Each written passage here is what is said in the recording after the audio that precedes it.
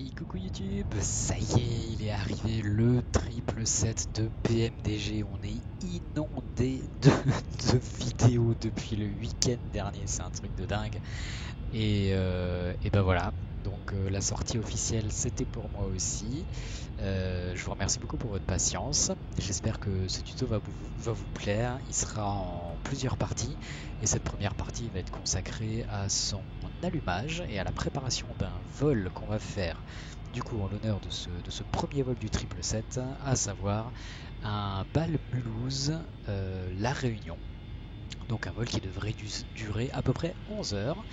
On est à l'aéroport de Bâle-Mulhouse, il est 17h30 UTC, donc 19h30 local, et on a un départ prévu, si je ne m'abuse, il me semble à 21h ou 21h15. Donc on a un petit peu de temps devant nous, histoire de pouvoir procéder tranquillement à tout ce qu'on a à faire. Et comme vous avez déjà pu le constater au travers des vidéos qui se trouvent sur internet et qui sont déjà disponibles, c'est un bijou. Bon, un bijou à 75 euros quand même, hein, donc faut les lâcher, mais clairement, ça vaut son prix.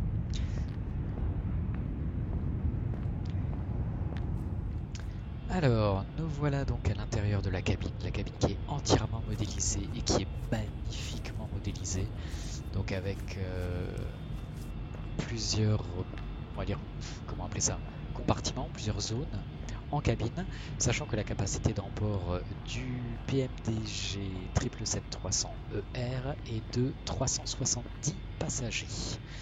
Donc il y a vraiment sacrément de quoi faire. Il est hyper long, je crois qu'il fait 72 mètres de long. Et, euh, et donc tout est modélisé. Je ne sais pas si tout est accessible. Non, ça par contre je ne crois pas. On va se diriger vers le cockpit et puis on va tout de suite démarrer notre flow. Et puis voilà, je vais un peu vous expliquer tout ça, comment ça marche.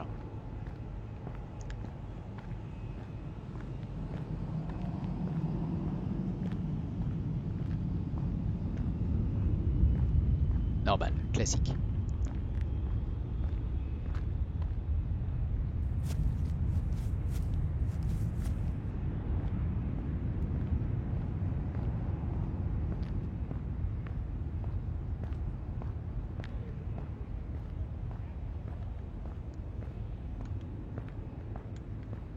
Et voilà le cockpit, donc on y entre, le cockpit qui est superbement modélisé. Bien évidemment, on fait des petites vérifications d'usage, on vérifie notamment que rien n'a été oublié par l'équipage précédent ou qu'il n'y ait pas d'objets suspects.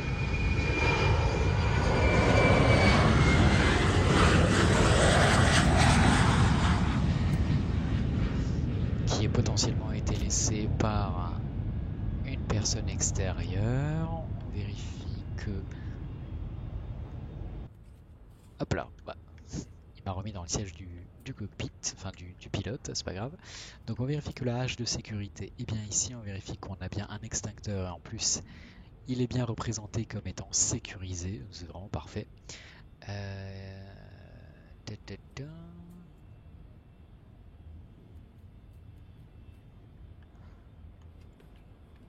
Eh ben écoutez, très bien. Ok, on a de l'oxygène ici.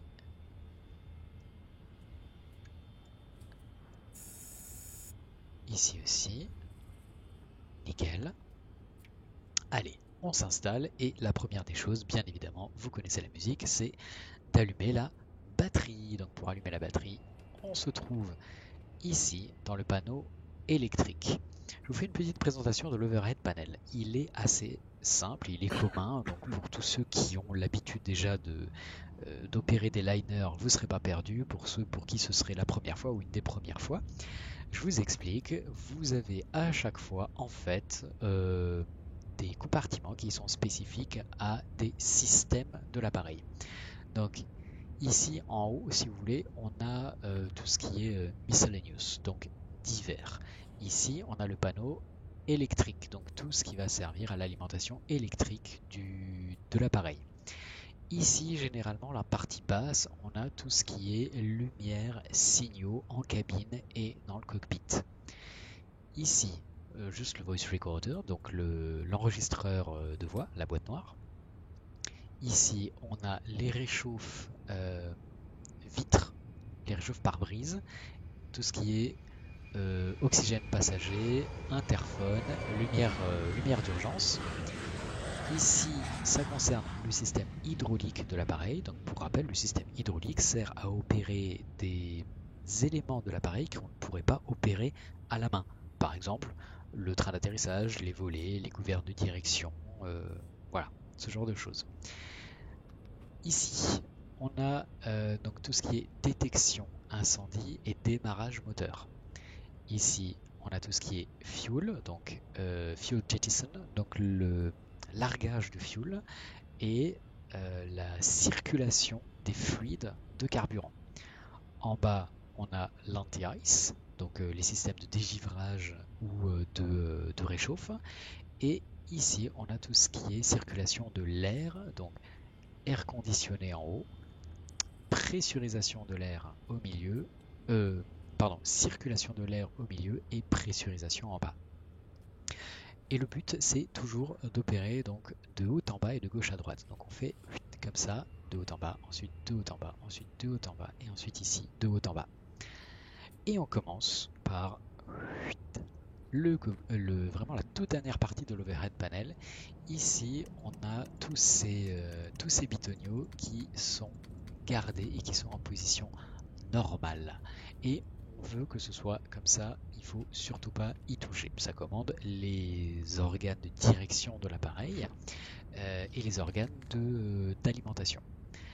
Ici, APU, tout ce qui est maintenance électrique, etc. Pareil, c'est gardé, ça doit être sur normal. On peut opérer les tests, on le fera peut-être un peu plus tard. La température cargo, donc nécessaire notamment par exemple si vous avez des animaux, des êtres vivants en soute. On peut les régler sur off ou les régler du coup sur low, donc faible, ou high, donc température faible ou haute. Ici, pareil, on veut que ces bitoniaux soient cachés et normés. Petit test de l'enregistreur de voix, mais tant qu'on n'a pas de batterie, de toute façon, ça va pas servir à grand chose. On y reviendra un tout petit peu après. Ici, on vérifie que les fusibles sont tous rentrés, ils ne sont pas opérables.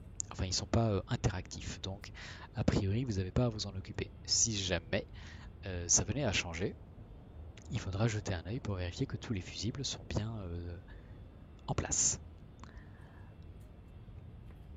Donc, la batterie se trouve ici, Electrical Battery. Donc on clique dessus, sur On. On a déjà les petits indicateurs qui nous font signe qu'on a du courant électrique, mais il n'y a rien qui se passe, c'est normal, on ne panique pas. Le 777 est un avion qui demande beaucoup d'énergie pour démarrer, donc la simple batterie ne va pas suffire. On voit néanmoins qu'on a l'accumulateur de frein qui prend vie, entre guillemets, et donc ça nous montre qu'on a de la pression dans les freins, vous voyez, PSI, donc pression fois 1000, ça veut dire qu'on a un peu plus de 3000 bars de pression, si on veut. Et c'est donc la pression accumulée, ça servira notamment à pouvoir agir sur les freins en cas de défaillance électrique. Mais tant qu'on a que la batterie allumée, en fait, vous n'aurez pas plus. Donc ce qu'il faut faire, c'est brancher une alimentation électrique externe, donc un générateur. C'est le cas ici, vous voyez, on a... Hop. C'est juste un petit peu embêtant avec cette vue, pardon. Voilà. On a bien une alimentation électrique externe qui est branchée, vous voyez, un panneau électrique à l'extérieur sur le tarmac. Et on peut observer que ici, Primary External Power et Secondary External Power, donc courant électrique externe, principal et secondaire, sont tous les deux disponibles. Donc on va les activer. Et là, vous avez l'intégralité de votre machine qui prend vie. Vous n'avez toujours pas d'écran qui s'allume. C'est normal. Encore une fois, le 777 demande beaucoup d'énergie et ça demande un petit peu de temps pour que tous les systèmes s'allument. Donc typiquement, ce qu'on peut faire pendant ce temps, c'est faire un tour extérieur de l'appareil. Donc c'est parti.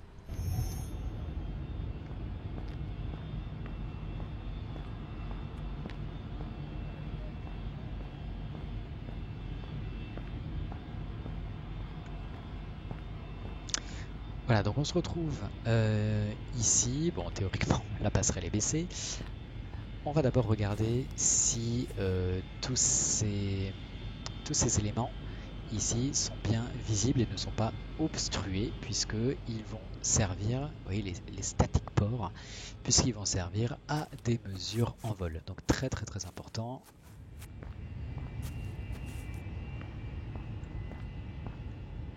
Ici, le High Power Outflow Valve doit être ouverte tant que les opérations au sol sont en cours. Donc c'est le cas. Ici, Crew Oxygen Discharge, ce petit boutonnion doit être vert. Et s'il n'est pas vert, s'il est rouge, ça veut dire qu'il y a eu une différenciation de pression en oxygène dans les circuits et il va falloir faire intervenir la maintenance. Je vais d'abord observer donc le nez de l'appareil. Donc on vérifie que les sondes sont en place et ne sont pas endommagées. Donc là on parle de sondes qui servent à mesurer la vitesse, la température, l'angle d'attaque de l'avion pour prévenir en cas de décrochage notamment. On vérifie également que l'état général du nez ne présente pas d'impact aviaire ou d'autres objets qui auraient pu endommager la carlingue. Ici, on va vérifier l'état du train.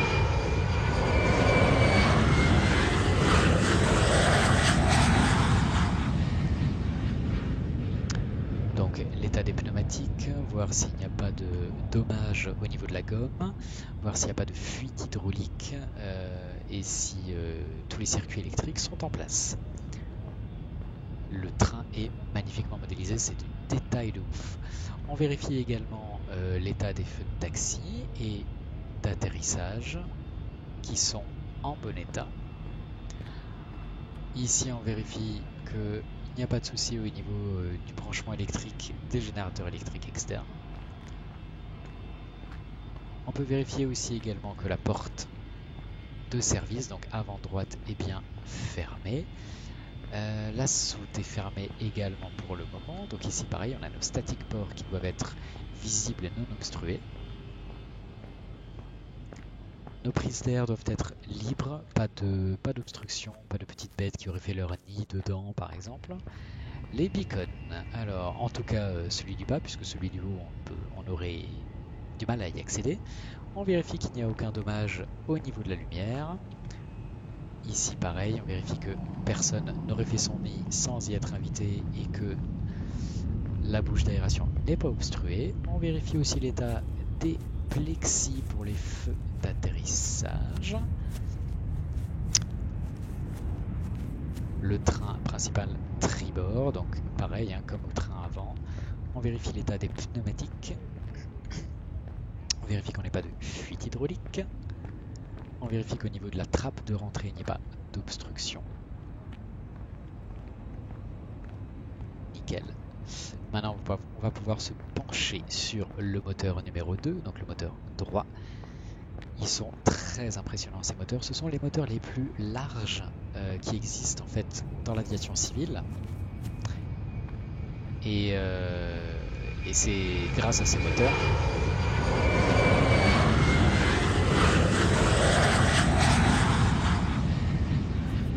c'est l'ambiance aéroportuaire de FS Realistic qui parfois est un peu fort et qui m'empêche de parler. Donc je disais que c'est grâce à ces moteurs surpuissants et extrêmement volumineux que le 777 est capable d'aller typiquement juste partout à travers le monde, même s'il ne dispose que de 2 réacteurs.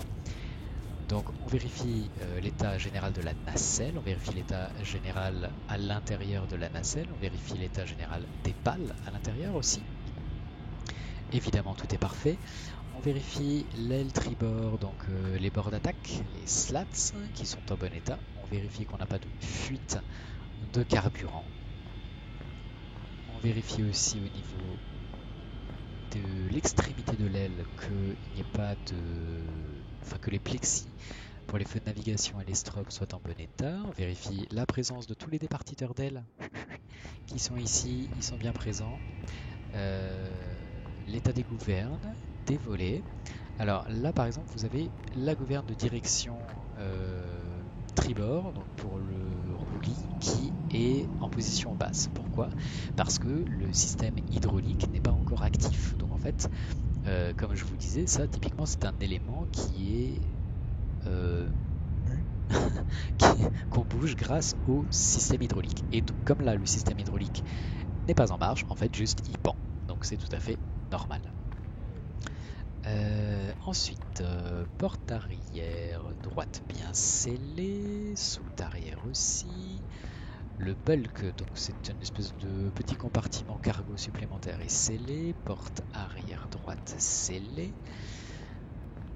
Ce petit truc là, c'est un marqueur d'impact au niveau de la queue. C'est-à-dire que si au moment du décollage vous avez une assiette qui est trop brutale,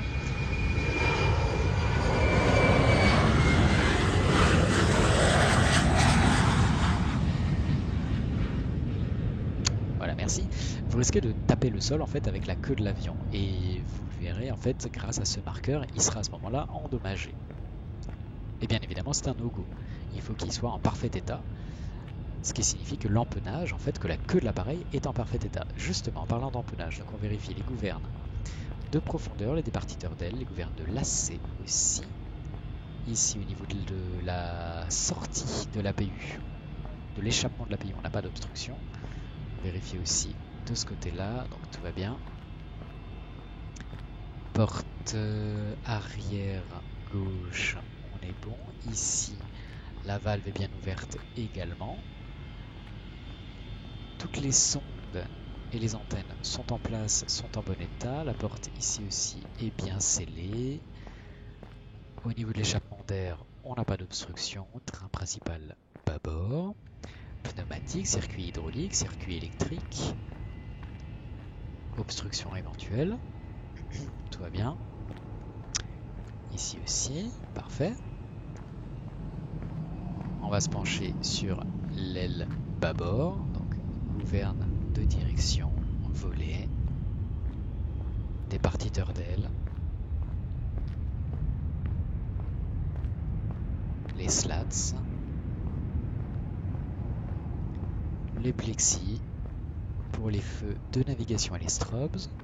Ok. On va vérifier notre moteur numéro 1.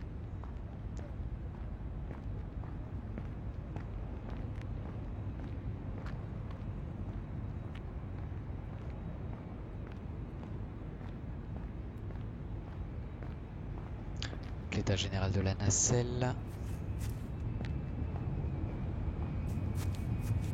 État intérieur, pâle, très bien.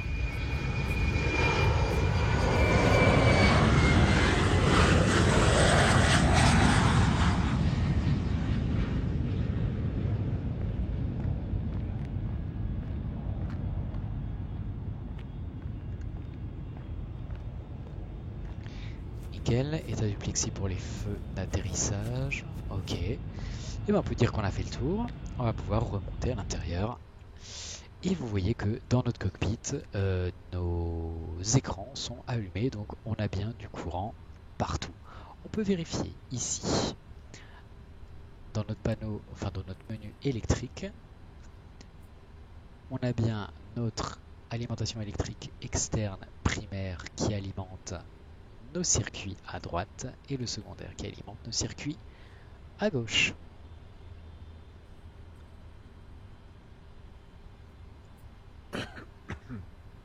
Donc les bus ties sont sur auto. Ça veut dire quoi? Ça veut dire qu'en étant en automatique, en cas de défaillance du système électrique, le courant électrique sera envoyé à l'autre partie de l'appareil.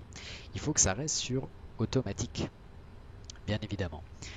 Ici, tout ce qui concerne les générateurs, ils sont sur on, c'est-à-dire ils sont enfoncés. Vous voyez, il y a le bouton on qui est marqué, mais pourtant il y a un off qui est marqué aussi. Pourquoi? Parce qu'en fait, les générateurs sont les deux moteurs en réalité, donc le moteur numéro 1 à gauche et le moteur numéro 2 à droite, qui lorsqu'ils sont en route produisent de l'électricité. Pour l'instant, ils ne produisent pas d'électricité vu qu'ils sont à l'arrêt.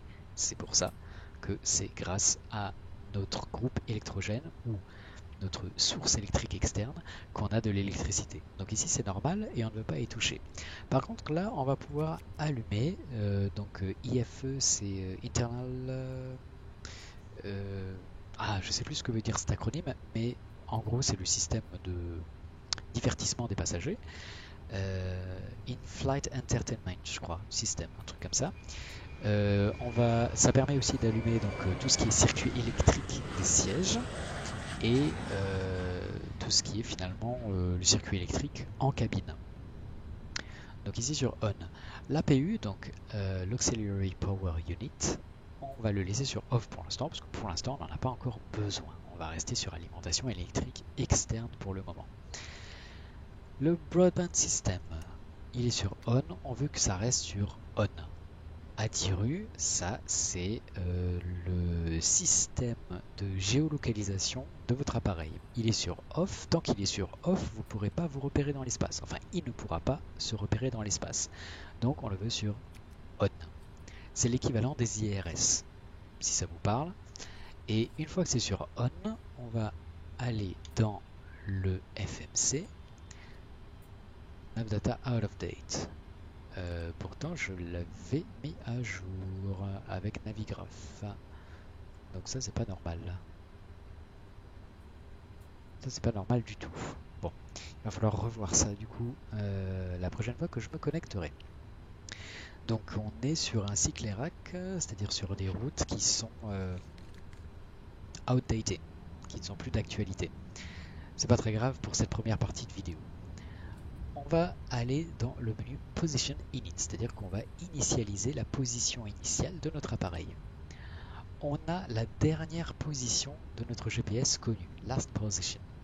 Alors on peut rentrer la référence de l'aéroport si on veut, donc Lima Fox Sierra Bravo, Bâle Mulhouse, qui s'inscrit ici en bas de l'écran et qu'on vient copier ici. Et là il nous donne des références de GPS. On peut inscrire la porte aussi, donc on est porte 17. Il nous inscrit également des références. Et on voit que en fait, la portée 17 à Bâle Mulhouse, c'est exactement la même position GPS que la dernière position GPS connue.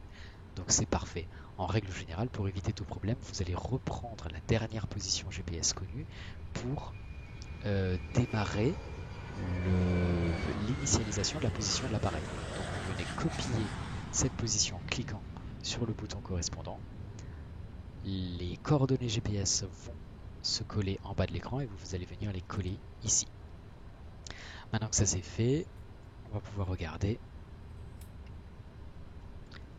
Voilà, nos IRS seront alignés dans 7 minutes. Donc il saura où il se trouve dans 6 minutes 50 secondes.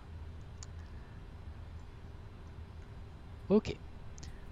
Pour ce panneau, c'est presque fait. On vérifie que les wipers sont bien sûr off. Et d'ailleurs, ça me fait penser, avant d'allumer en fait le circuit électrique, ce que j'ai oublié de faire et ce qu'il faut faire quand même, c'est de vérifier ici les alternate flaps, que c'est bien en fait sur off, puisque en fait ce sont des commandes qui font bouger les volets, enfin qui actionnent les volets, et c'est une commande électrique. Donc ça veut dire que si c'est sur on, potentiellement, lorsque vous allez allumer votre avion et lorsqu'il va être alimenté en courant électrique, eh bien, ça risque de faire bouger les volets, alors qu'on ne veut pas forcément. Donc ça peut être potentiellement dangereux, notamment s'il y a des opérations au sol. On va aussi mettre le frein de parc. Donc pour mettre le frein de parc, vous appliquez les freins au niveau du ballonnier et ici, vous activez le frein de parc. C'est une manœuvre à faire uniquement si vous voyez que vous avez de la pression. Et d'ailleurs, il s'est passé un truc vachement intéressant. Et je vais relâcher le frein de parc en rappuyant sur les freins. Et hop, vous voyez, À chaque fois que j'appuie sur les freins, on diminue la pression. Pourquoi? Parce que je vous ai dit que ça c'était un accumulateur de pression. C'est-à-dire que, étant donné qu'on n'a pas notre circuit hydraulique qui est actif, les freins ne sont pas alimentés continuellement. On agit en fait sur la réserve tant que notre circuit hydraulique n'est pas activé. Et donc ça c'est vachement bien représenté, c'est assez cool. Ok, ensuite, ce qu'il faut vérifier aussi, idéalement avant de mettre l'électricité, avant de brancher l'électricité sur votre appareil, c'est que les pompes ici sont sur off, les pompes hydrauliques électriques. Pourquoi? Puisque les pompes hydrauliques, encore une fois, vont agir sur certains éléments de l'avion et on veut potentiellement pas qu'ils bougent là dans les premières opérations au sol, au cas où. Donc ça reste sur off parce que ces deux pompes là sont alimentées par le circuit électrique alors que les deux pompes ici à l'extérieur sont alimentées par les moteurs left engine, right engine ou left engine and right engine. C'est sur on, ça c'est pas un souci, mais c'est sur fault. Pourquoi? C'est sur fault parce que nos moteurs sont à l'arrêt. Là c'est sur fault aussi, mais c'est sur off. Et ça, les quatre là, il s'agit des quatre pompes hydrauliques primaires, vous voyez, primary. On a quatre pompes hydrauliques secondaires, vous voyez, demand. Donc en fait, ce sont des pompes en backup qui sont pour l'instant sur off. On veut les laisser sur off pour éviter tout problème. On les mettra sur auto après. On va continuer notre flow, donc le voice recorder. Il est sur auto, vous pouvez le mettre sur on, c'est comme vous voulez. D'ailleurs, en étant sur on et maintenant qu'on a de la batterie, je vais voir si ici. Oui, donc on maintient appuyé et effectivement, on voit que le voice recorder, donc la boîte noire, fonctionne. Elle fonctionne d'ailleurs par le biais de ce micro qui se trouve ici sur l'overhead panel. Donc c'est lui qui capte toutes les conversations. On descend. Donc emergency lights. On arme. On peut faire un test, hein, on, et on a vu là, enfin je sais pas si vous voyez la différence de lumière, mais clairement, je sais pas, ah ouais, elle est là. Donc clairement là en fait, on a les lumières d'urgence qui sont allumées. Parfait. Donc on les arme et on cache. Service interphone, là c'est si vous voulez communiquer avec les équipages au sol. Donc pour l'instant on n'en a pas besoin. L'oxygène en cabine, donc pour les passagers, vous n'y touchez pas, sauf si vous désirez leur apporter une extra dose d'oxygène pour que les masques tombent des plafonniers, notamment en cas de dépressurisation cabine. Les window heat, donc les réchauffe pare-brise, on va les mettre sur on tout le temps, qu'importe la météo, qu'importe le temps, c'est pour éviter la condensation, donc la création de gouttelettes d'humidité et potentiellement les moisissures au niveau des jointures des fenêtres. Les fenêtres qu'on peut ouvrir d'ailleurs, il suffit juste de déplacer la tablette, hop, d'actionner cette manivelle et ensuite ça permet d'avoir un petit peu d'air.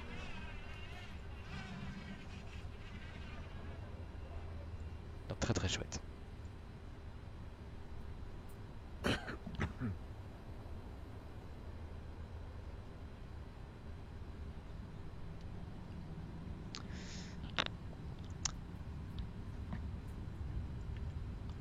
Ensuite, Ram Air Turbine. Ram Air, en fait, c'est une petite hélice qui est située sous le fuselage de l'appareil que vous pouvez sortir pour qu'en fait son mouvement provoqué par le vent alimente les circuits hydrauliques en cas de panne des pompes électriques, des générateurs.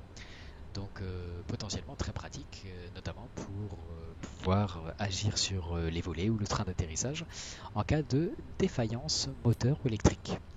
Passenger signs, donc no electronics, on va laisser sur on. Seat belts, pour l'instant on va laisser sur off tant que le ravitaillement en carburant n'est pas effectué. D'ailleurs, on va le faire. On va le faire, sachant que donc notre vol,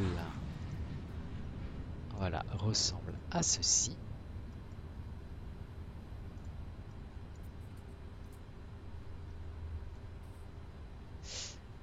Et d'après notre Operational Flight Plan, nous avons besoin de... Là. Ouh, 1,5 tonne. 1,5 tonne. Non, 100 tonnes. Pardon. 100 578. Et on a... Bah, on a largement pas ce qu'il faut. Donc, on va appeler le ravitaillement. Refueling truck is on its way. Ah, et vous voyez là, donc... Please don't load aircraft until the fuel truck arrives and ask to oui, leave. oui, oui. Se sont alignés nos IRS. Donc maintenant, il affiche sur le Navigation Display la navigation. Et on n'a plus d'alerte comme quoi on est... comme quoi il ne sait pas où il est. Avant que le camion de ravitaillement arrive, je vais juste faire un test de détection incendie, sait-on jamais. Donc on presse sur ce bouton-là. Et on a bien donc une alerte Cargo Fire à l'avant, à l'arrière, sur la PU. Et Fire Test passe. Ok, mais je vais le relancer juste pour que vous voyez. Voilà, et au niveau des moteurs aussi, donc gauche, droite et des valves carburant. Voilà, Fire Test in Progress, Fire Test passe, nickel. Donc, on sait que la détection incendie fonctionne, on va pouvoir ravitailler. En vue du ravitaillement d'ailleurs, on va ouvrir les soutes. Door Management, Backstore, Other Door, Avionics Cargo.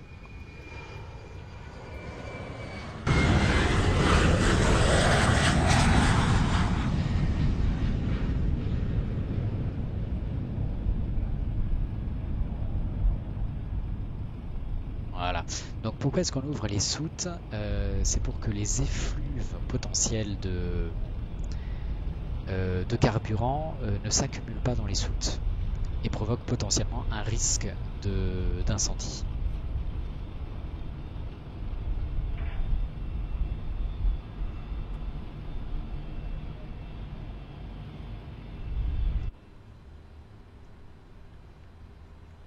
Donc on continue notre flow, on en était là. Ok, ensuite ici en termes de lumière, donc l'overhead, vous pouvez régler la luminosité ici grâce à ces boutons de contrôle. La lumière générale au niveau du dôme, donc du plafonnier, par ce biais-là. Si vous voulez vraiment un éclairage surpuissant, vous activez la fonction Storm. Alors, et là, donc, il demande d'utiliser le ravitaillement. Donc, FS Action, Fuel, en kilos, on veut combien? 100 000. Voyons voir.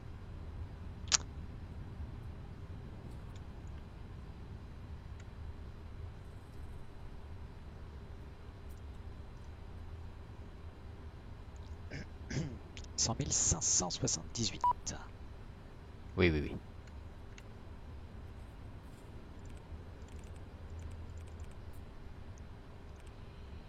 Voilà.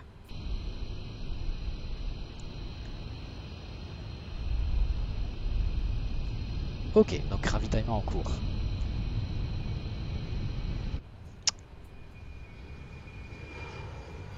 Parfait. Ici, ce bouton-là donc sert à à régler la lumière de manière générale. Mais je vous propose de voir ça plus en détail quand il fera nuit, puisque de toute façon, on va démarrer ce vol de nuit. Vous aurez l'occasion on aura l'occasion de faire un point complet sur les lumières de l'appareil. Pareil ici, voilà, ça concerne les lumières d'atterrissage. Pour l'instant, on n'y touche pas. On peut continuer. Cargo Fire, donc ici, on a procédé au test. Engine, donc EEC mode, on reste sur normal.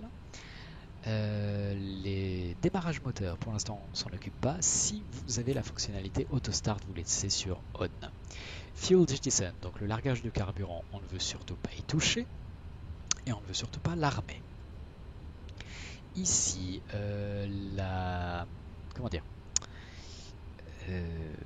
la pression carburant et la circulation des fluides carburant, pour l'instant tout est sur off, c'est normal puisque aucun de nos générateurs ne fonctionne, ni le 1, ni le 2, ni la PU. Donc c'est parfait, tout est sur off. Système anti-ice, donc système de prévention de givre, tout est sur automatique, c'est parfait. On est alimenté en électricité, donc on a activé les feux de navigation qui sont bien sûr on. Si jamais il fait nuit, on peut aussi activer les feux de logo, et donc les feux de navigation sont les feux. Évidemment, il fallait qu'un avion passe à ce moment-là. Voilà, ce sont les feux qui se situent ici. Rouge à bâbord et vert à tribord et blanc à l'arrière de l'appareil pour signifier la position de l'appareil aux autres, tout simplement. On peut faire un test ici d'annonciateur et de lumière pour voir si toutes les ampoules de tous nos systèmes et de toutes nos commandes fonctionnent. Donc on va pousser ici le bitonio sur test et on va regarder. Par contre, il faut que je recule un petit peu. Voilà. Et donc on observe qu'effectivement tous nos systèmes fonctionnent. C'est nickel. Je vais juste faire un test aussi, un ground test, pour voir s'ils ont intégré ça, mais je pense. Ground test. Ouais, j'aimerais bien, mais je ne sais pas.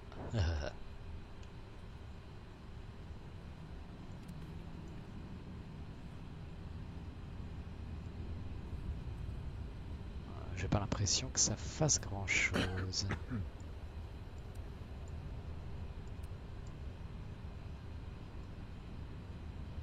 Non. Bon, on va laisser sur norme. C'est pas grave. Donc nos ampoules c'est bon. Ici les feux de piste, feux de taxi, strobes, on les laisse sur off pour l'instant, on n'en a pas besoin. Air conditionné, donc tout est sur auto.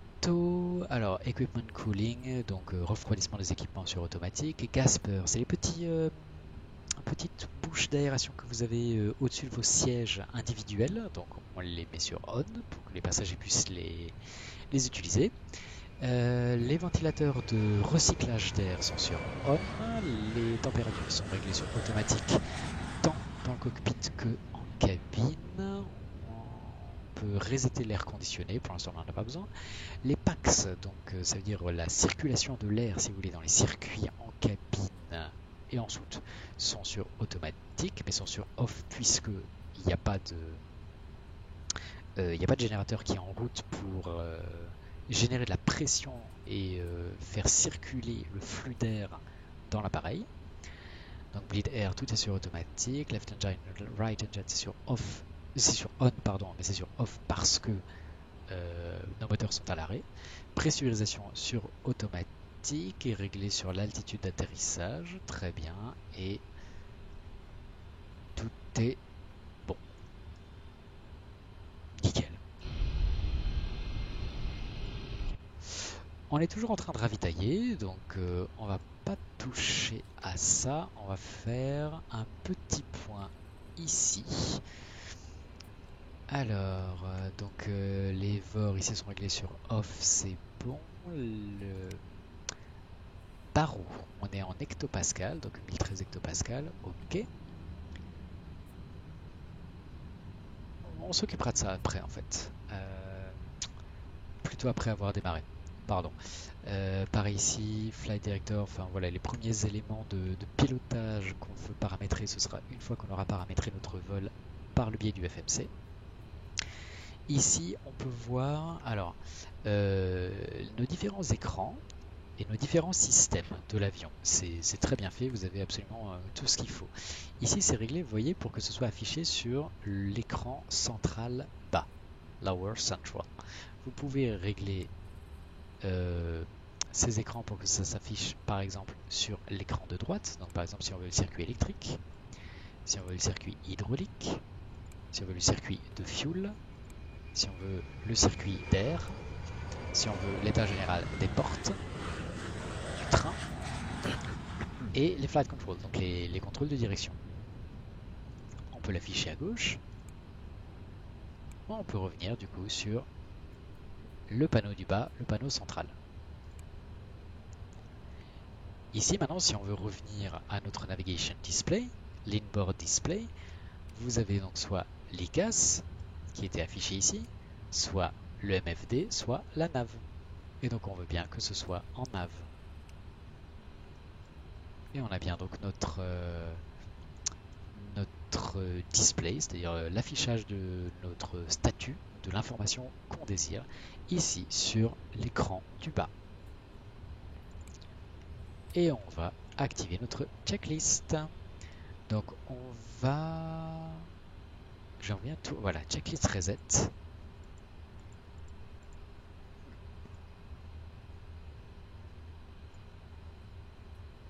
Reset all. Ah voilà, très bien. Donc normal menu. Alors, pré-flight. Oxygène. On va tester.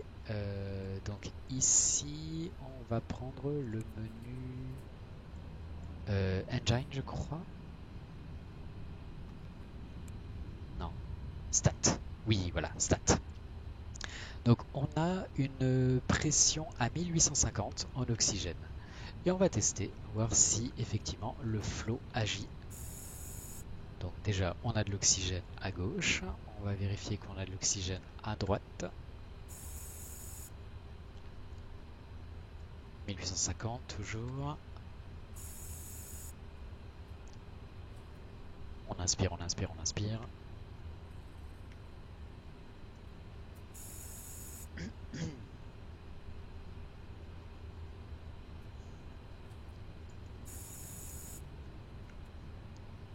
Bon, toujours 1850. A priori, ça n'agit pas.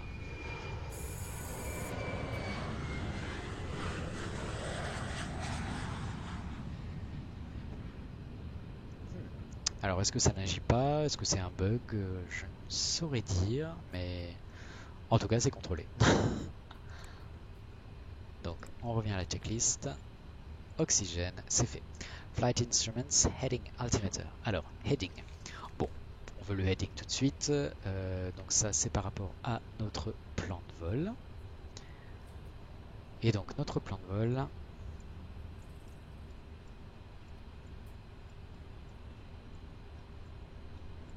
Je l'ai raté.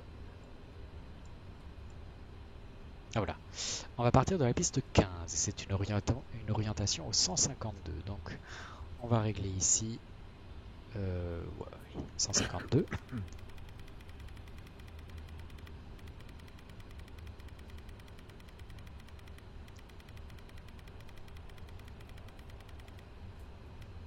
Voilà. Et altimètre, donc là typiquement on écoute Lattice, ou alors on peut choisir de comment dire, d'avoir les informations météo via notre flight tablet.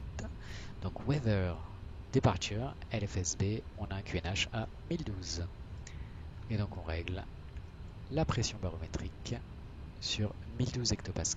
Voilà. À gauche et à droite c'est bon aussi, et ici 1012 c'est parfait, donc ça c'est fait. Checklist complete, parfait. Alors before start, flight deck door, close and lock, donc ça c'est pas pour tout de suite.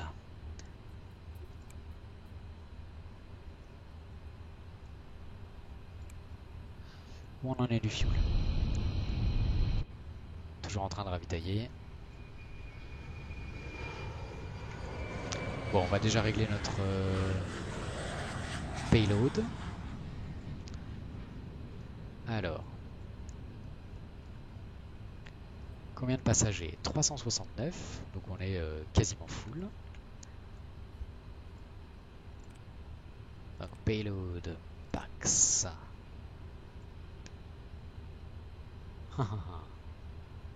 Et ben, allez, 12, 42 et 315.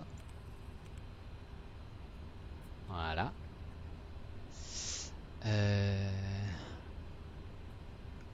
Cargo 11 tonnes.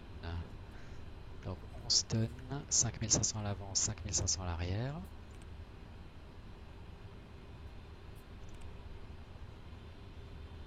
Bah, où est-ce qu'on règle du coup le cargo?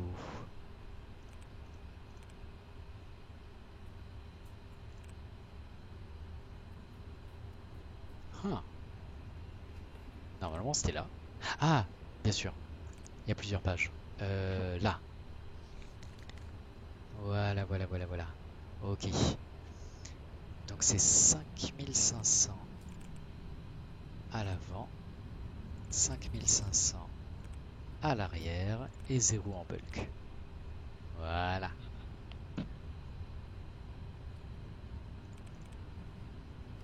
Ah oui, d'accord. Oui, Pax ou cargo directement. Nickel. Décidément.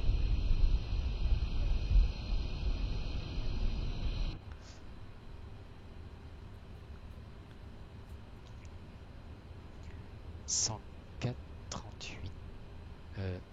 Ouais. Ok. Bon allez, on va démarrer l'embarquement. Parce que sinon, on n'y arrivera jamais. Donc on va démarrer l'APU. Pour ça, ici, on se dirige vers l'APU. Start. Il revient automatiquement sur On. On va pouvoir voir dans notre système électrique. J'y étais, pardon.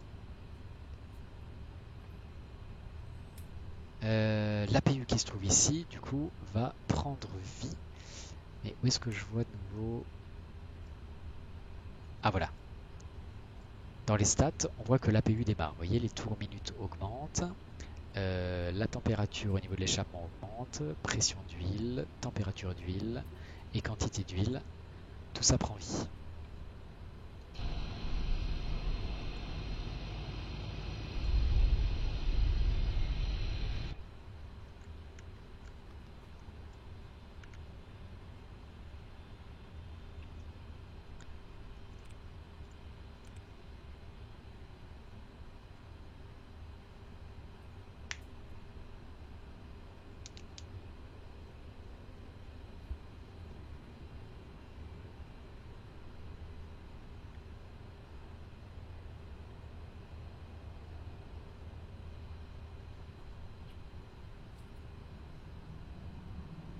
Et voilà, notre APU est donc à 100% de sa capacité. Effectivement, donc il a pris le relais sur l'alimentation électrique. Il est bien en marche au niveau de notre système de fuel. Et si on regarde d'ailleurs les pompes carburant, vous voyez que ici, en fait, on n'a plus d'alerte de basse pression. Pourquoi? Parce que la pompe gauche avant est bien utilisée. Vous voyez, pompe gauche avant est bien utilisée en termes de fuel. Par contre, attention, il faudra vraiment penser à appuyer sur le bouton, c'est-à-dire à l'enclencher sur On au moment de démarrer les moteurs. Sinon, on aura une potentielle erreur de distribution du flux de carburant dans nos systèmes. Donc maintenant que notre APU est fonctionnel, on va pouvoir désactiver notre Secondary External Power. On est toujours alimenté en électricité. Parfait.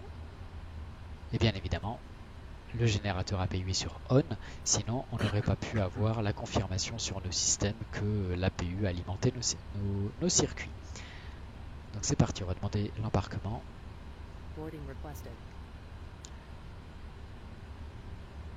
Ici, vous remarquez que les PAX, on n'a plus d'alerte de fault ou de off, donc d'alerte de basse pression, puisque c'est notre APU qui alimente notre appareil en électricité. Effectivement, vous voyez, APU. Donc on a 24 degrés en cabine et la cible c'est 24 degrés, donc c'est parfait.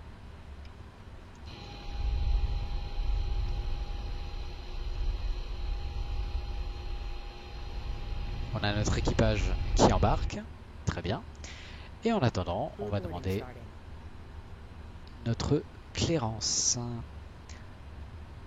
Alors, je vais pas le faire pour cette fois-là, je vais juste vous montrer comment programmer le vol, puisque tout ce qui sera clairance, ATC, tout ça, on le verra dans une prochaine vidéo, où on verra du repoussage, en gros à l'atterrissage, c'est-à-dire vraiment la phase d'opération pure de l'appareil. Donc une fois que vous avez rentré votre position initiale, vous allez dans le menu route. De toute façon, c'est celui qui vous suggère.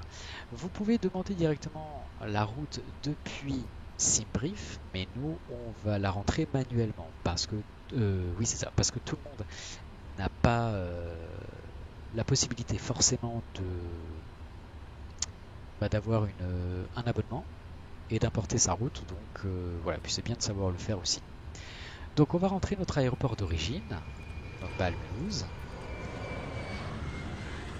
Notre aéroport de destination, donc à Saint-Denis, à La Réunion, c'est Fox Mike Echo Echo. Flight number, nous sommes Air France. Air France combien?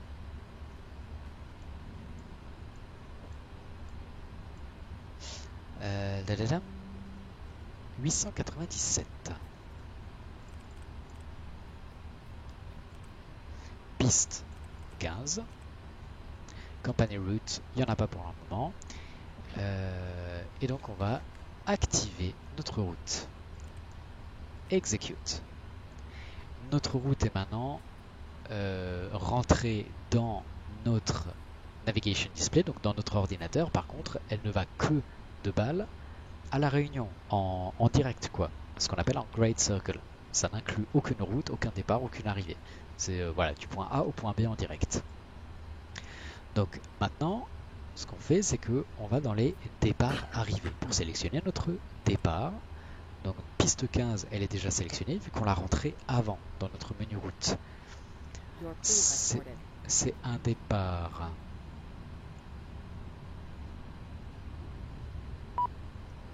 Holben 7 Sierra. Donc on va le chercher ici. On voit qu'il n'est pas sur cette première page, mais on voit qu'on a 3 pages. Donc on passe sur la page suivante, Holben 7 Sierra. Il nous l'affiche du coup ici. Alors on va essayer de dézoomer. Voilà, range 40. Il nous l'affiche en pointillé en bleu ici. C'est le départ Holben de la piste 15. On va l'activer donc en cliquant sur Activate, Execute. Et là, elle s'affiche en magenta en ligne continue. Oh, Open Left Entry 2, pardon. Du coup, oui. Entry 2, Open. Et hop là.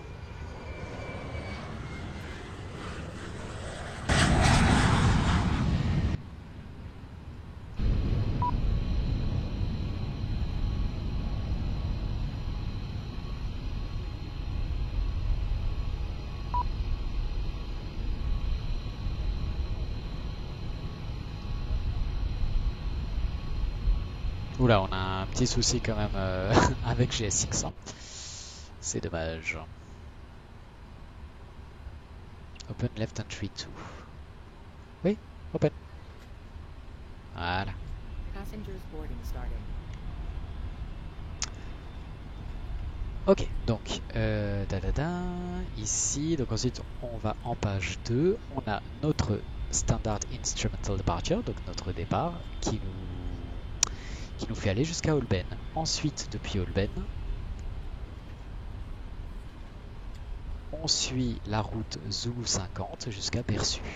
Donc, on va taper simplement Zulu 50. Perçu.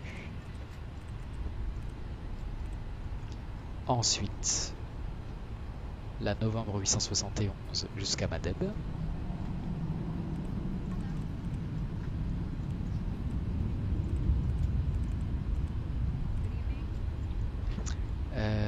La Novembre 606 jusqu'à elle-même.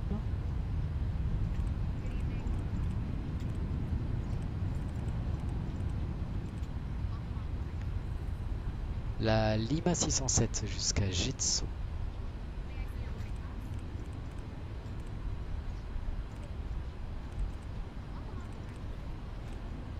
Ok, donc on arrive en bas de page. On passe sur la suivante. On fait un direct Bézat. Donc là, il n'y a pas de route à suivre. Bézat. Direct. Direct Bareb, Tuvar.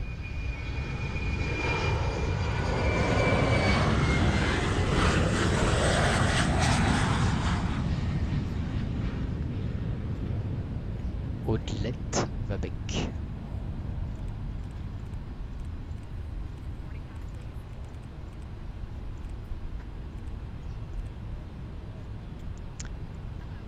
La uniforme Lima 603 jusqu'à Olota.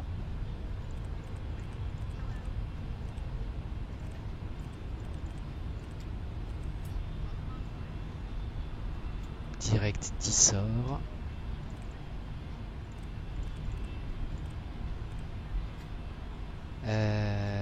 Uniforme Lima 608 jusqu'à Fox Sierra Kilo.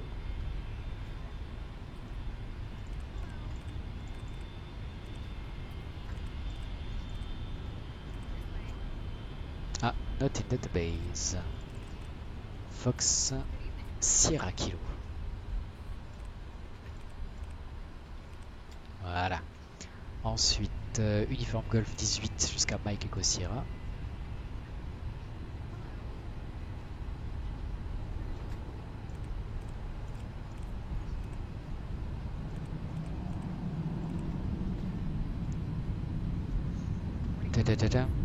Uniforme Lima 609 RADS. Que Romeo Delta Sierra. Uniforme Lima 995 Fanza.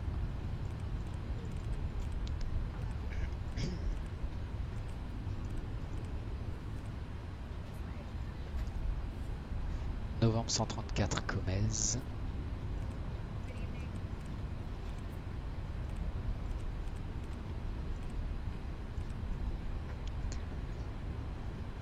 Mike 855 Rasta.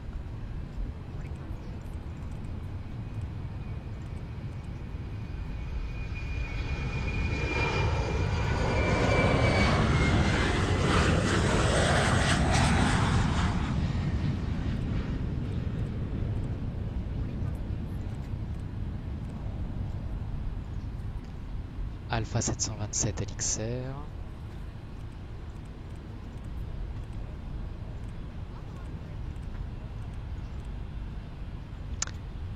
Papa 751 PSD.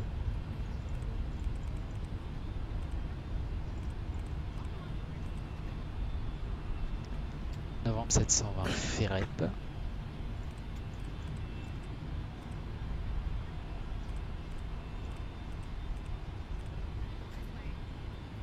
Uniforme Victor 790.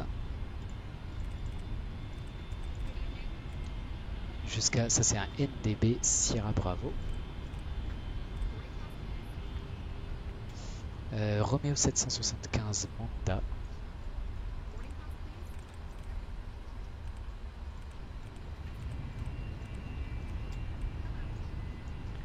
Uniforme Romeo 775 Al-Nab.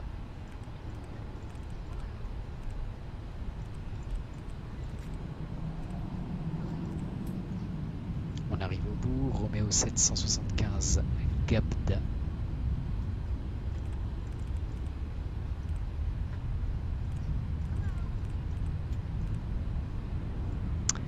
Uniforme Romeo 775. Boucdu.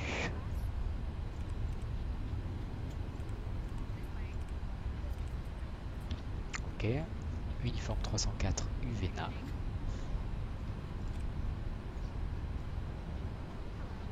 Novembre 304 Uvena. Ok, execute. Et ensuite, lui, il nous prépare une arrivée. Uvena uniforme Romeo.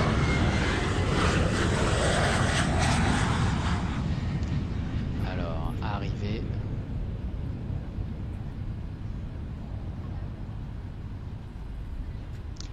Une star.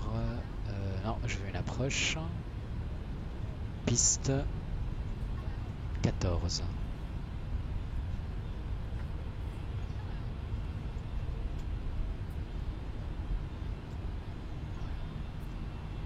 Voyons voir.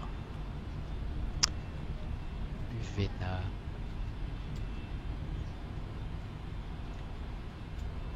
Uvena Oboto. Uvena Oboto Herbes. Ok.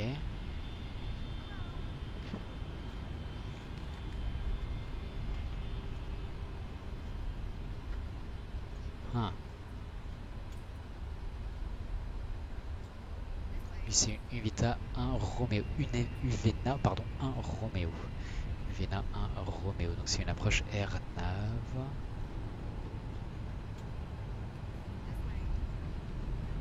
Jusqu'à Tezop. D'accord.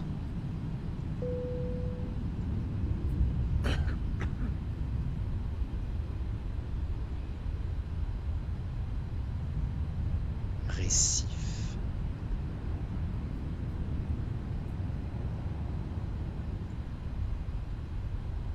Auckner, Tezop. Ok.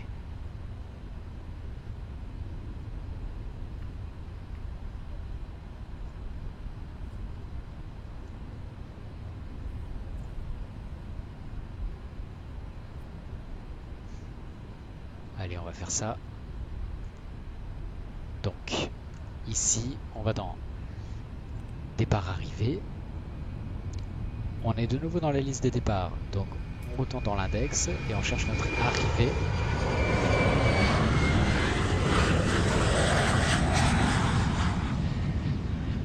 Ouais, arriver à LFSB.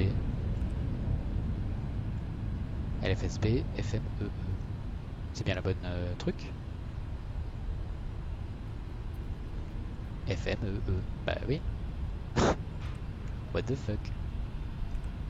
Ah voilà, pardon. Oui, c'est arrivé. J'ai misclick arrivé à LFSB. Non, c'est l'arrivée à FMEE. Donc, une ILS. Non. ILS lock. On va chercher la Uvena 1 Roméo. Voilà. Pour une air nav. Alors, Yankee Zulu.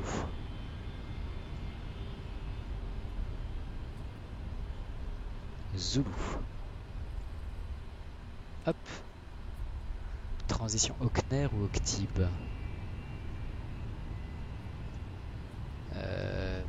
Auckner, Octib, a priori plutôt Auckner.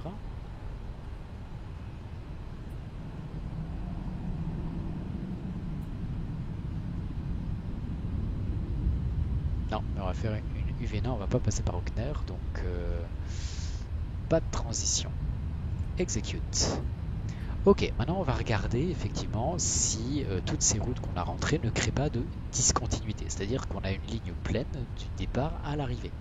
Pour ça, on va aller dans le menu Legs et ici, on va se mettre sur Plan. Et je vais rester zoomé à 40 nautiques puisque ça me convient bien. Donc là, on a notre appareil et ici notre route. On va parcourir ici, vous voyez, step by step, donc étape par étape. À chaque fois qu'on clique, on a le point suivant.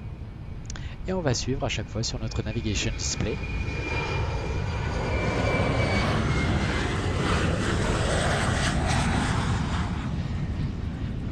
Pour être sûr qu'il n'y a pas de discontinuité ou d'incohérence dans notre plan de vol.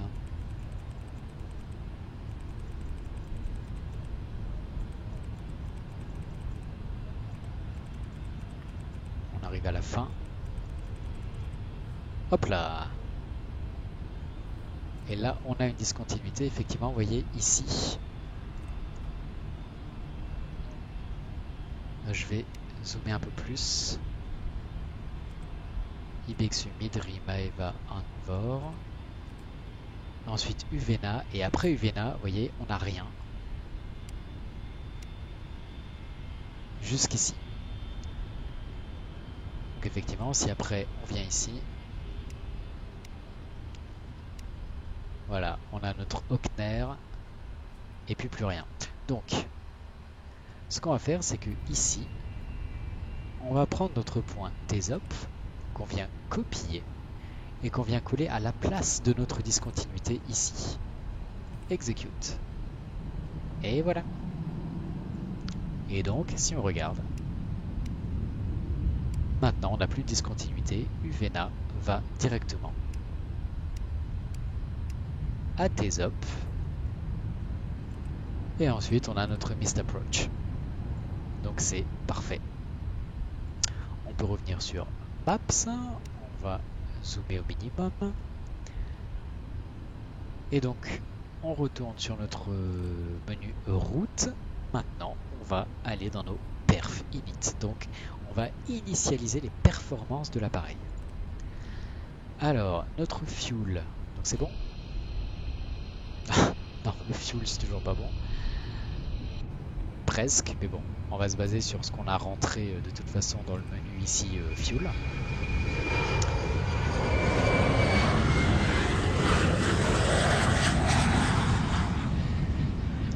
Alors, cruise altitude, donc on va voler à une altitude de 300 pieds, n'importe quoi, 30 000 pieds, niveau 300, donc on entre 300. Voilà, donc flight level 300, ce qui correspond à 30 000 pieds. Vous allez me dire c'est bas, mais en fait le 777 est un avion tellement volumineux, tellement lourd qu'il ne va pas aller en fait tout de suite.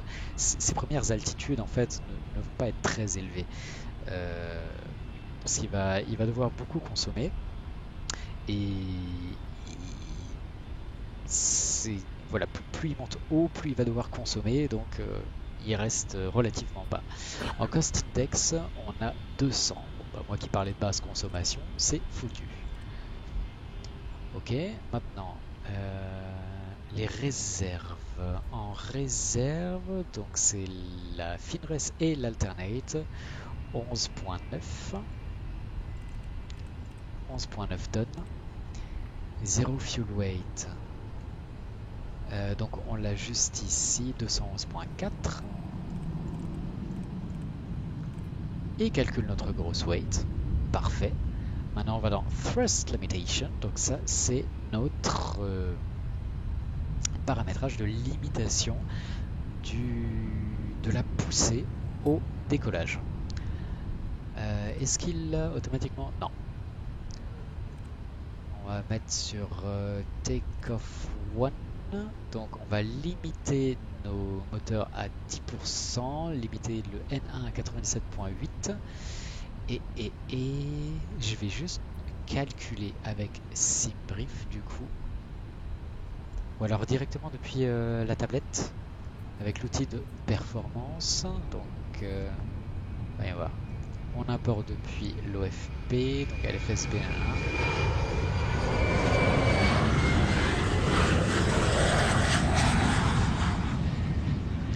Flap config optimum, rating optimum, ouais.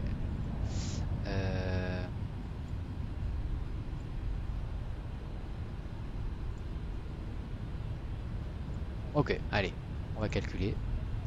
Parfait. Flaps % de N1 94.6. Cell temp, ah voilà, 39. Donc ici, on va rentrer 39. Parfait. Et 95% de N1, lui préconise 94.6. Bof, on y est hein, en fait. Hein. On y est. Ouais. Ok. Donc take-off, flaps 5. Alors les références speed, je vais les effacer. Là ils sont sur on, c'est les références que lui suggère. Je les mets sur off. Voilà. Donc V1 175.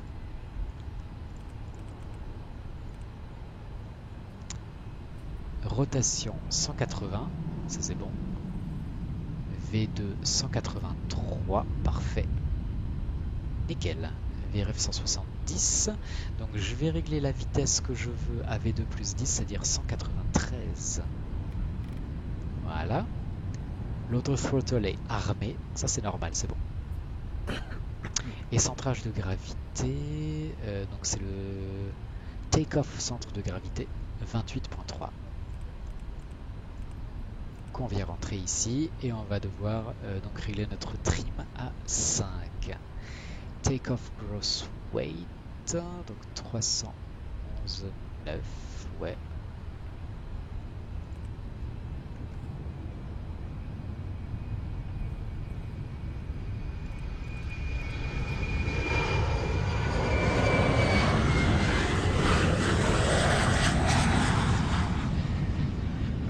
Ok. Page 2, alors on peut rentrer des informations ici si on veut, bon c'est pas forcément nécessaire mais allez, ici on a une température à 17 degrés apparemment à l'extérieur, donc hop. Wind, on va regarder nos métars. Weather departure, ok. On actualise. C'est bon, donc 160 pour 4 nœuds. 160 degrés, 4 nœuds. Parfait. Slope condition, dry, slope. De toute façon, sur le simulateur, ce sera à 0. Et effectivement, les conditions, c'est bien dry. Donc, on revient ici. On est bon. Bon, maintenant que ça c'est fait, route c'est fait, departure arrival c'est fait, alternate. Qu'est-ce qu'il me donne comme alternate? FMMT. Alternate request.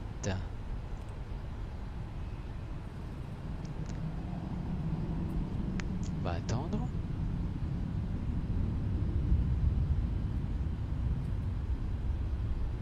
C'est envoyé. Weather request.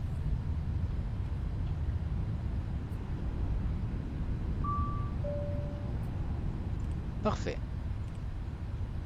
On accepte. En page 2, alternate list, non, on s'en fout.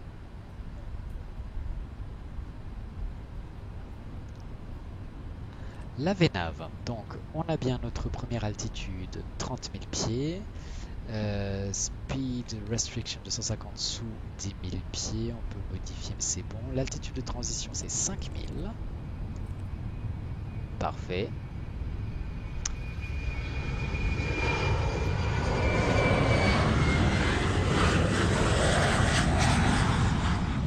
Et ensuite en cruise 310, 330, 350, 370. Donc step to 370.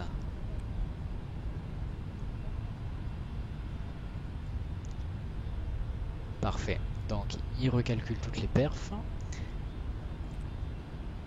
Et en descente, speed transition, on va rester à 250 sous 10 000 pieds.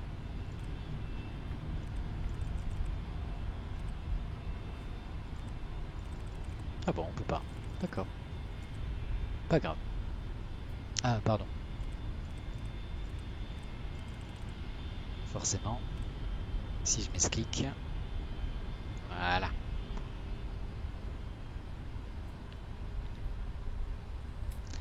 Forecast. Donc, le niveau de transition sur notre aéroport d'arrivée. Pardon, c'est là.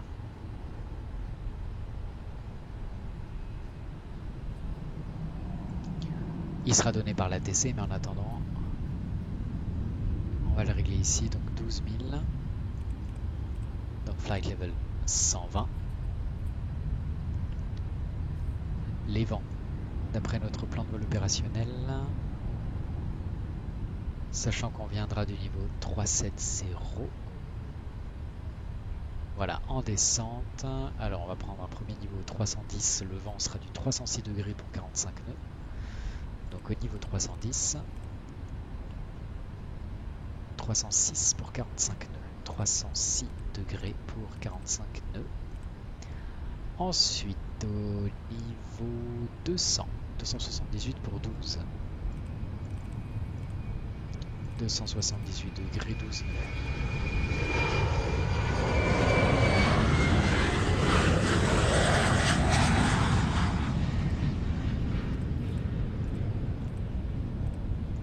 Et enfin, au niveau 100, 128 degrés pour 11 nœuds.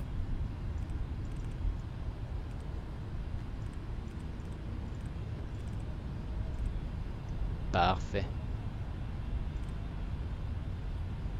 Ok, notre V9 est réglé. Point fixe, on n'en a pas encore besoin, on verra ça en vol. Les legs, c'est confirmé. Les route legs, donc maintenant qu'on a rentré nos altitudes, c'est bon. On n'a pas besoin de hold. FMC com. Alors, quand vous souhaitez communiquer, bien sûr, vous allez régler les fréquences VHF des positions avec lesquelles vous allez devoir communiquer. Donc, typiquement, la première que vous avez écoutée normalement, c'est la TIS. Après, c'est la délivrance, le sol, etc. Donc, la VHF est réglée sur ici VHF left. Vous voulez l'écouter, donc n'oubliez surtout pas d'activer ici votre casque en fait pour être certain d'entendre la fréquence que vous réglez. Sinon, ça va pas marcher. Ok, on fait un petit test. Est-ce qu'on peut faire un test TICAS avec ce modèle? Je ne vois pas comment le faire. Bon, c'est pas grave. Notre route est chargée, notre embarquement est terminé, le fuel s'est terminé aussi. Donc étant donné que le fuel s'est terminé, on va pouvoir demander à nos passagers de s'attacher. On va fermer la porte d'accès et les soutes. Donc close entry left. On va fermer les soutes.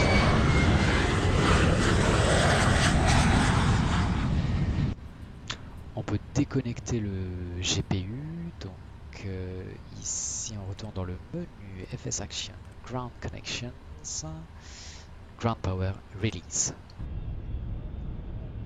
Parfait.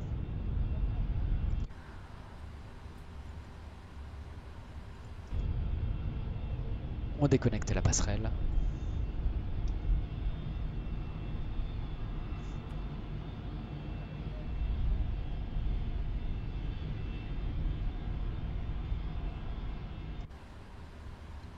Ok. Je vais avoir un paramètre de moteur en vue du démarrage et du repoussage. Donc on demande la clairance, on l'obtient, on demande l'autorisation de roulage, on l'obtient. Sachant que j'ai juste pas pensé à du coup régler tout ce qu'il faut régler ici. On va régler le premier VOR peut-être ici dans le menu RADNAV. Parfait, c'est réglé automatiquement. Donc le VOR de Balmulhouse 117.45. Et donc du coup si je veux l'afficher, ici le VOR gauche, je vais l'activer. Parfait. VOR gauche, Balmulhouse, on est à 2,4 nautiques, il est représenté ici. Ça c'est bon. Je vais activer le Flight Director à gauche et à droite. Je vais enclencher le FPV. Donc en fait ça m'aidera juste à mieux m'orienter sur le PFD. Moi j'aime bien cette option. Pour l'instant je veux rien d'autre parce qu'on est encore au sol. Ça risque de provoquer des ondes pas très sympas pour le personnel au sol. On va armer la LNAV, la VNAV. Nickel. Et la première altitude réglée, on va dire, à 7000.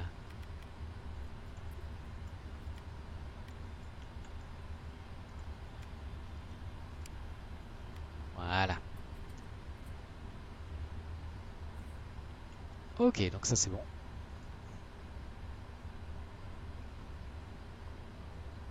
On va demander le repoussage.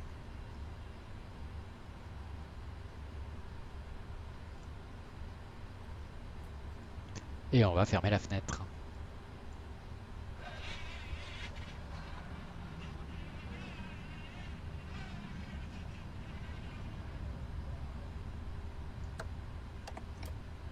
Nickel.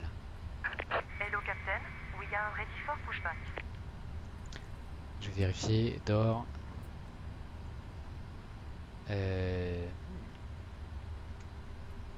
Ça c'est pas bon. Ah oui voilà. C'est bon, les portes sont armées. Nickel. Donc maintenant, on repousse. Departure checks completed. Bypass pas uncertain.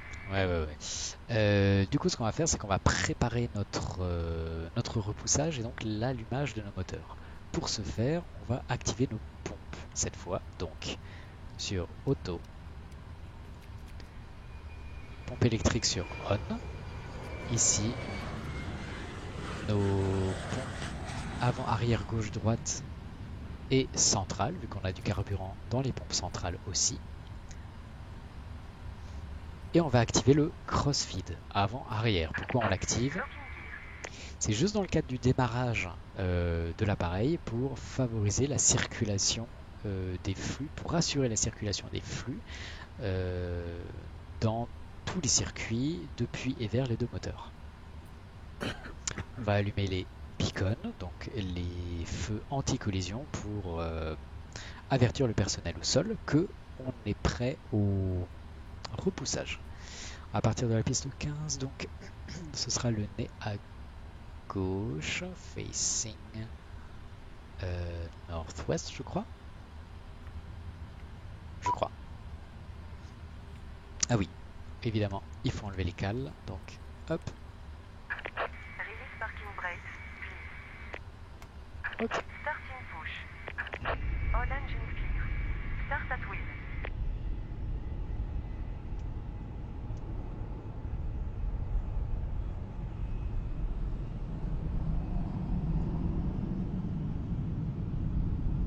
Qu'est-ce qu'il fait? Non, je sais pas ce qu'il fait, c'est un peu bizarre. Chez SX, il a encore du mal, hein. Il est pas tout à fait prêt là, je crois. Aïe aïe aïe. Non, il est pas prêt du tout. Stop. Stop. C'est bon?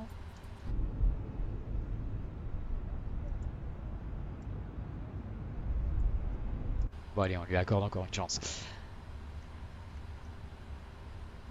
Du coup, donc j'en étais où? Oui, on va allumer nos moteurs. Donc on commence par le moteur numéro 2 qu'on vient positionner sur Start ici.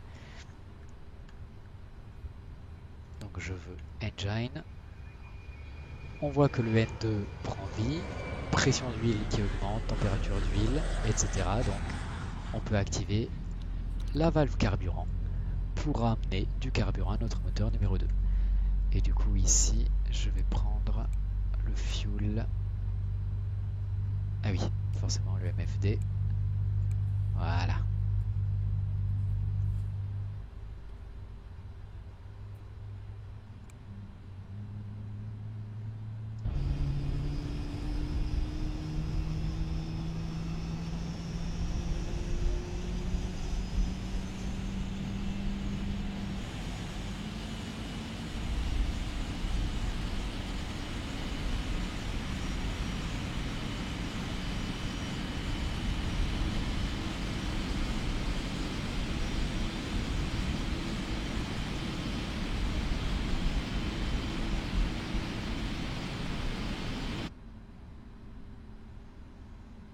Ok, donc le moteur numéro 2 est stabilisé. On a bien effectivement le fuel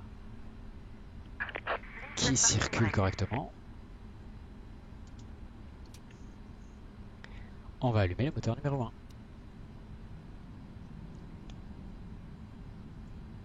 Le N2, le N1. On envoie le carburant. Circuit hydraulique. Pardon, je devais être là. Circuit hydraulique. Ok, circuit électrique. Ok.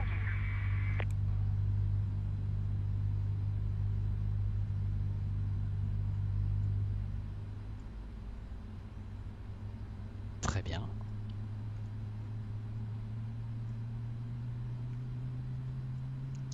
Et donc quand le moteur est stabilisé, le sélecteur du coup, punaise, va se remettre automatiquement sur la position norme. Voilà. Et donc là, nos moteurs 1 et 2 sont stabilisés. On va revenir sur la nave à droite. On va dézoomer, on va afficher la météo dans le terrain. D'abord le terrain. Ok, et à gauche, donc le trafic, la météo.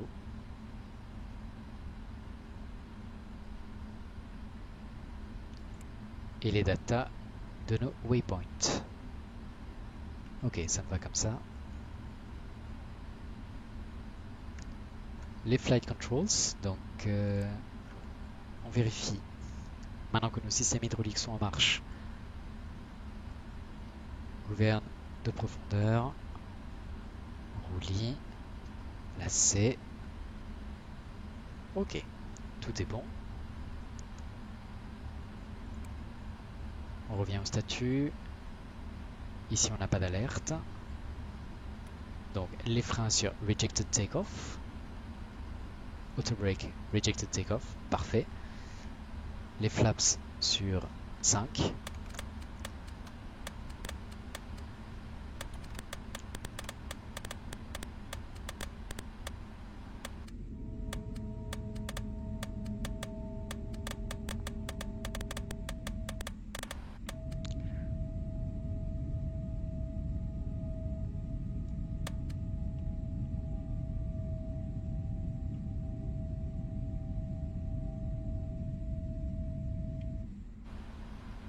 Nickel. On allume bien évidemment les feux de taxi.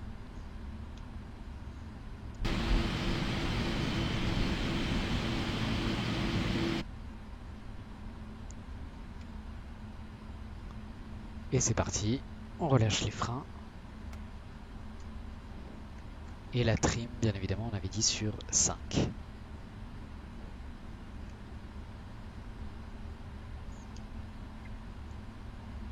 Voilà. On augmente légèrement la poussée.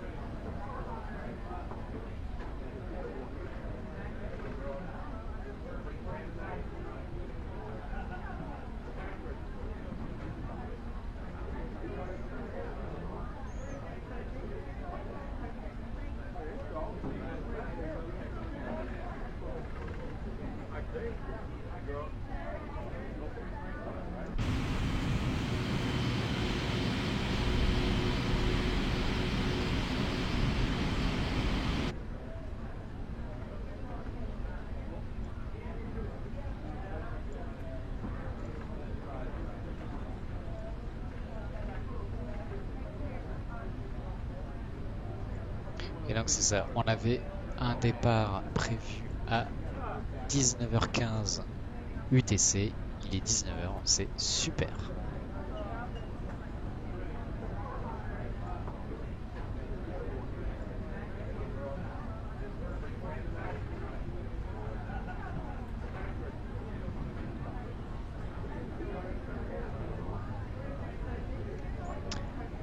Le code transpondeur que vous avez réglé, par exemple typiquement 2000, IFR non contrôlé.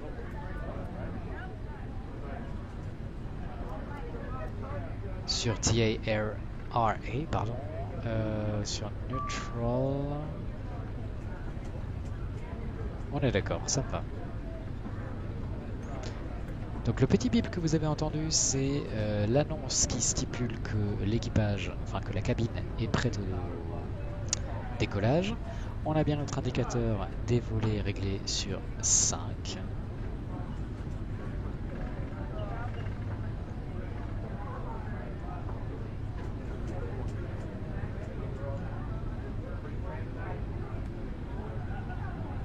Waouh. J'ai un drop. Putain, j'ai des drops de FPS de malade là. Je sais pas pourquoi.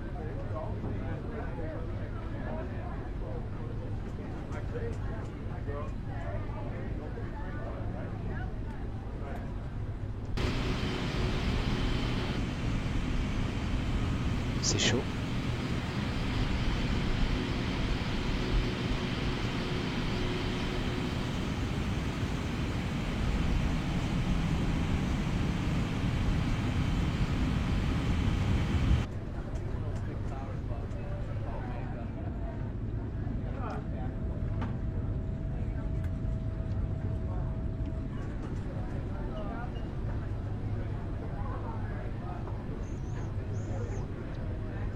Donc on voit, on a notre ground speed, on voit qu'on roule actuellement à 30 nœuds, ce qui est une vitesse tout à fait acceptable en taxi. On approche du seuil de piste.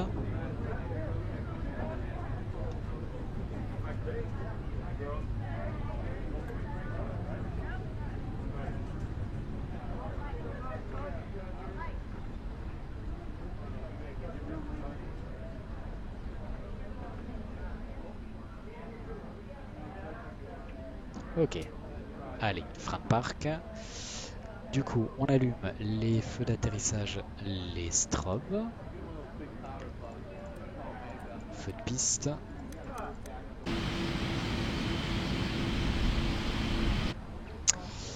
Alors, je vais juste revoir mes V-Speed, puisque elles ont été enlevées. Route take-off, là, ouais, donc 175, 180, 183. Voilà, c'est bon, elles sont bien là, donc nickel. On est prêt au décollage, puisque donc nos trims sont bien réglés, volets aussi. Speed brakes, ok, VNAV, LNAV armé, vitesse, altitude, cap, auto throttle, nickel. Donc à ce stade, vous n'avez plus qu'à demander l'autorisation de décollage. Et puis let's go les amis. C'est ici que notre première partie se termine. J'espère que... Ah pardon, attendez. Ah non, quand même. Je sais que j'ai pas l'habitude de le faire. On va essayer de le faire. Donc ici, flight deck door close, c'est bon. MCP, donc c'est ici.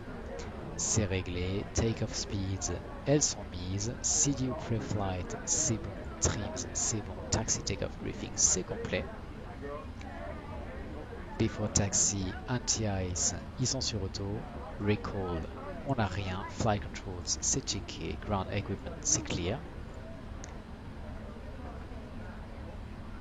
Before takeoff, flaps. 5 landing gear, flaps. Non, ça c'est after takeoff. Before takeoff, flaps. C'est bon.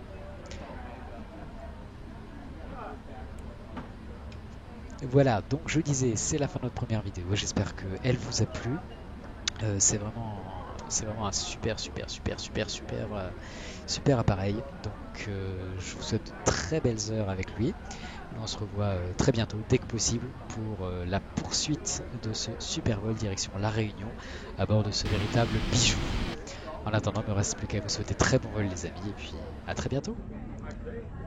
Salut!